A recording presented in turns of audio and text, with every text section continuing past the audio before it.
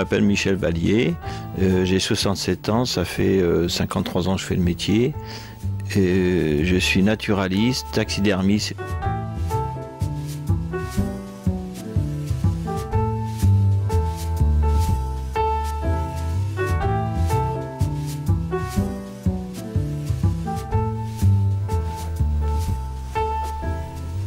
J'ai toujours vécu en Sologne, donc je suis né en Sologne. Je passais ma vie dans les forêts de toute la Sologne, quoi, à droite, à gauche.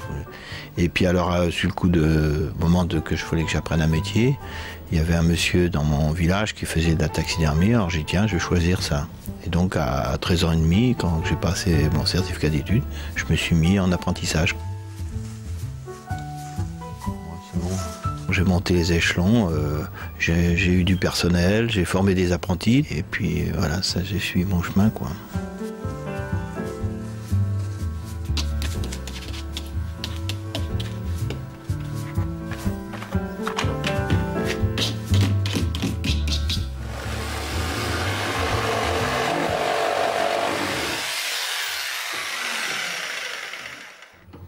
On a reçu un bouquetin, on prend du polystyrène, un bloc, qu'on met autour, mettons, d'une tête. On a fait déjà une armature en bois, et on met le bloc, et après on taille au couteau. Donc en somme, c'est de la sculpture.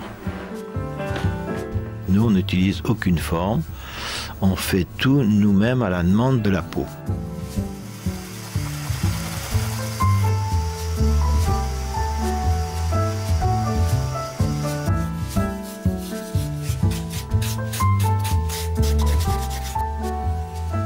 On respecte le plus possible les muscles, toute l'anatomie du cou.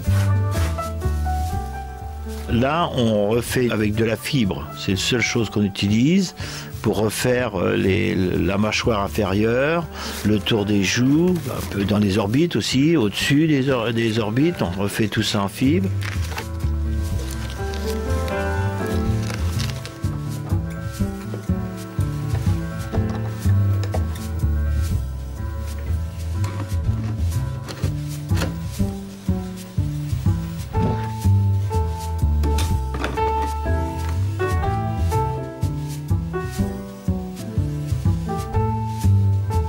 Et après, on prend de la terre, vulgaire terre à modeler, et on refait la forme de la mâchoire, enfin des joues.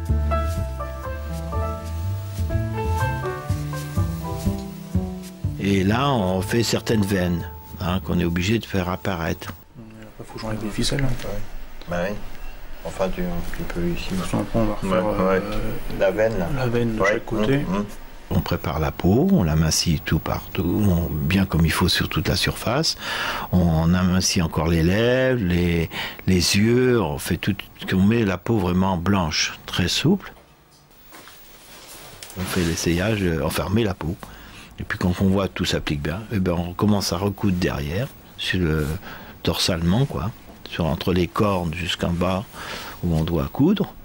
Et alors après, bon, on maintient la forme en bois qu'on a fait sur notre silhouette. On met des agrafes autour pour bien maintenir la peau. Et alors après, on attaque les yeux. Voilà, c'est important parce qu'il ne faut pas que là, il louche, il faut que ça soit bien. Et après, on attaque les lèvres pour faire le museau.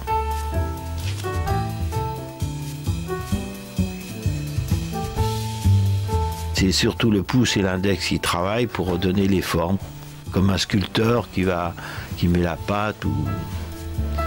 Puis après, bon, quand tout est en place, on l'accroche et on surveille que tout est bien mis en place et puis voilà, la tête est terminée. Enfin, elle est faite.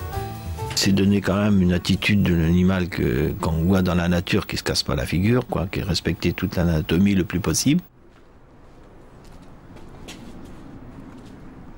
Ce crocodile que j'ai là actuellement, bon, c'est un chasseur qui l'a fait en Zambie et il est destiné en principe pour la maison de la chasse rue Guénégaud à Paris. C'est plusieurs mois de travail parce qu'il faut le ramollir, il faut le tanner, après il faut faire la forme pour monter dedans et donc c'est un gros travail.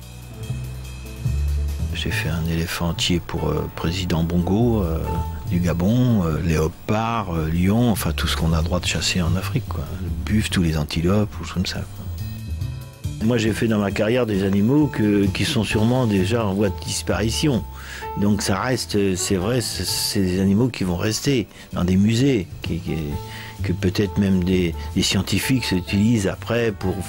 C'est fort possible. Mon plaisir, c'était de transmettre mon savoir-faire, quoi. Et c'est vrai que je suis fier, j'ai pas honte de le dire, bon, de voir mon équipe qui peuvent continuer, quoi, derrière moi, un peu, quoi, assurer le travail. De tout ce travail du début jusqu'à la fin, c'est d'essayer que la personne qui nous a confié cet animal le retrouve le plus naturel possible, le plus naturel.